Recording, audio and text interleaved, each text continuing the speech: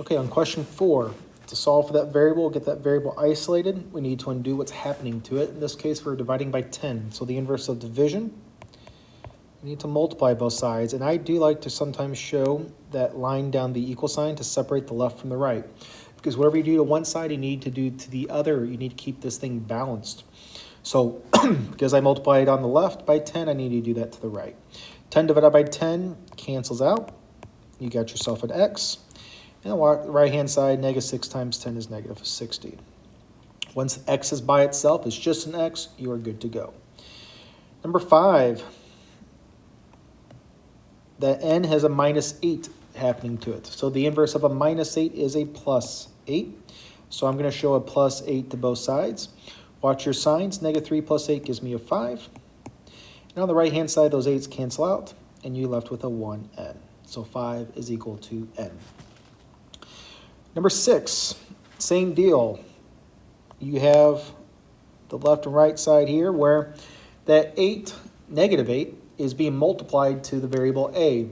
So I'm going to go ahead and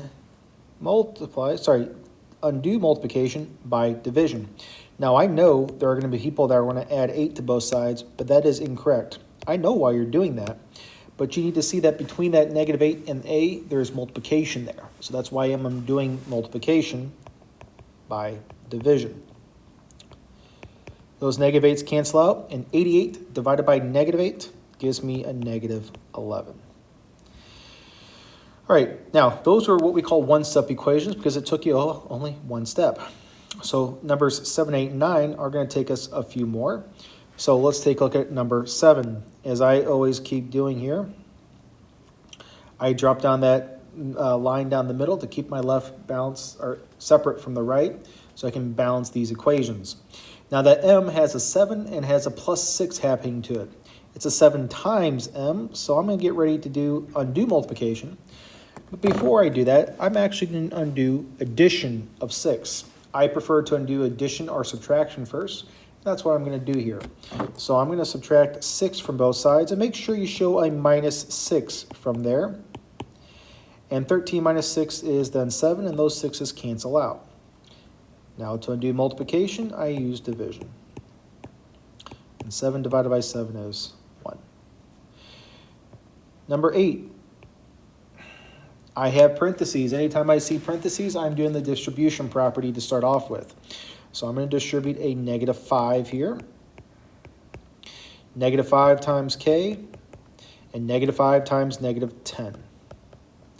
Now after that, I got negative 5 times a k right here, and then a plus 50. I'm going to undo that plus 50 first by doing subtraction. 100 minus 50 is, well, 50. 50's cancel out.